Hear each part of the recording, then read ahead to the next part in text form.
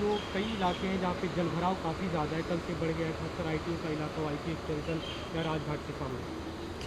देखिए, पानी का अच्छी खबर यह है दिल्ली वालों के लिए कि पानी का लेवल बढ़ नहीं रहा है। वो कल दोपहर से 1 बजे से शाम के 7 बजे तक स्टेबल रहा और अब बहुत धीमी गति से पानी घटना शुरू हो गया है। लेकिन अभी 0.01 मीटर के रेट पर पानी घट रहा है। तो पानी का लेवल नीचे जाने में अभी आप मान लीजिए 1 दिन तो लगेगा। तो जो अभी की स्थिति है पानी के एरियाज़ में इसलिए भर रहा है क्योंकि अब सारे ड्रेन्स भर गए हैं और अब ड्रेन्स में पानी वापस जा रहा है और इस वजह से बैकफ्लो की वजह से अब कई एरियाज़ में पानी भर रहा है। अभी पंपिंग भी संभव नहीं है। पंपिंग इसलिए संभव नहीं है क्योंकि पानी पंप करके तो यमुना में ही जाना होता है और जब यमुना का वाटर लेवल इतना हाई है तो इसलिए अभी सड़कों से पानी पंप करके भी निकालना संभव नहीं है। हम दिल्ली वालों से यही अपील करेंगे कि हमें पता है कि परेशानी है, लेकिन ये परेशानी किसी एक व्यक्ति के कारण, किसी एक परिस्थिति के कारण नहीं, पर पूरी नॉर्थ इंडिया में जो इतनी मूसलाधार बरसात इतने दिन तक चली उसकी वजह से हुई है। अच्छी बात यह है कि पानी अब धीरे धीरे नीचे जा रहा है। सबसे बस मेरी ये रिक्वेस्ट है कि जिसको घर से निकलने की ज़रूरत नहीं है वो अपने घर में रहें, कि सड़कों पर जो सिर्फ इमरजेंसी रिक्वायरमेंट्स हैं उनके लिए से ट्रैफिक चले। लेकिन बारिश हुई नहीं, यमुना के स्तर में भी कमी आ रही है, लेकिन कल की तुलना में ज़्यादा जलभराव आज दिख रहा है, खासकर जो आईटीओ का इलाका है या इंद्रप्रस्थ का इलाका है। देखिए, उसमें बारिश की वजह से ये पानी नहीं भर रहा है। ये इसलिए भर रहा है कि जिन जिन एरियाज़ में कल जलभराव हुआ है अब उनकी ड्रेन्स भी सारी भर गई हैं। अब आईटीओ से पानी बह के दिल्ली, पुरानी दिल्ली की ड्रेन में जाता है, लेकिन अब लाल किले में और उसके आसपास पूरा पानी भरने की वजह से जो सारी पुरानी दिल्ली की ड्रेन्स हैं वो भर गई। दूसरी बात ये है कि अब आप देखिए, दिल्ली में इस फ्लडिंग की वजह से जो हथनी कुंड से इतना पानी आया है, एक तरह से दिल्ली एक रिजर्वॉयर बन गई है।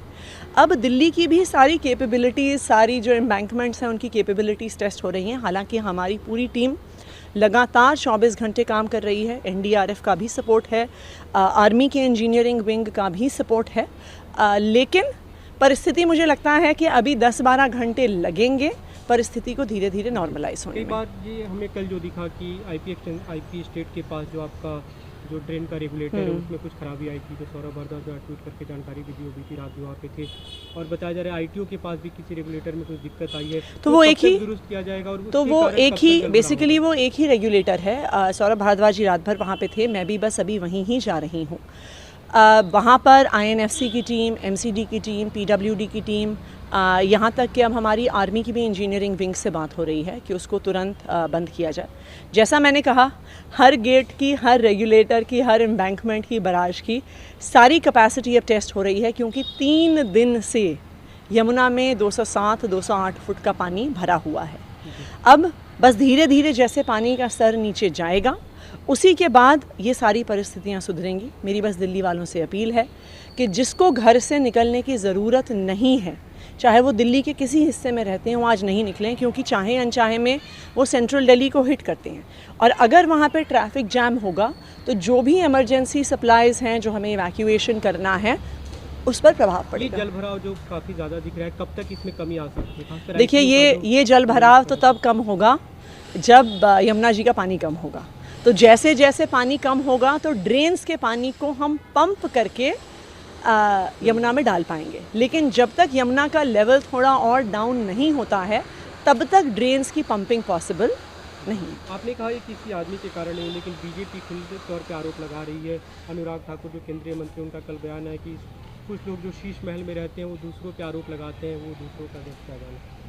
देखिए, सबसे पहले तो बहुत दुख की बात है कि ऐसी आपातकाल स्थिति में भी भारतीय जनता पार्टी को सिर्फ राजनीति करने का समय मिल रहा है। ये समय है सबके साथ काम करने का। और मैं इस बात से अचंभित हूँ कि अनुराग ठाकुर जी को लगता है कि अरविंद केजरीवाल जी में इतनी चमत्कारिक क्षमता है कि वो हिमाचल प्रदेश में बारिश करवा सकते हैं, कि वो हरियाणा में बारिश करवा सकते हैं। क्योंकि जो आज दिल्ली में पानी आ रहा है ये दिल्ली में बरसात की वजह से नहीं आ रहा है। हम सबको पता है दिल्ली में पिछले 4 दिन से एक बूंद पानी नहीं बरसा है। जो आज सारा पानी दिल्ली में है ये हरियाणा की हथनी कुंड बराज से बहते हुए यमुना में आया है। हम हरियाणा को दोष नहीं दे रहे हैं।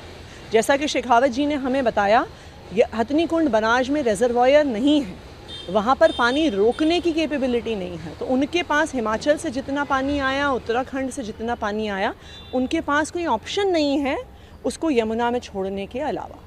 तो अब हथनी कुंड से भी पानी आना कम हो गया है, तो मुझे उम्मीद है कि अगले 12 घंटे में स्थिति सुधरनी चाहिए। अगले 12 घंटे जलभराव वाली स्थिति रहेगी? आप मेरे ख्याल से अगले 12 घंटे में तो रहेगी परिस्थिति। अभी सीएम विजिट करने वाले हैं, जो यमुना के पास ड्रेन है, वहाँ क्या कुछ दिक्कतें हैं? देखिए, ये जो ड्रेन है, इसमें जो गेट अभी जिसका काम चल रहा है, वहीं पर सीएम भी जाएंगे, वहीं पर मैं भी जा रही हूँ। वो एक तरह से दिल्ली का सबसे क्रिटिकल पॉइंट हो गया है, जहाँ पे अभी हमने सारी इंजीनियरिंग टीम्स को लगाया हुआ है।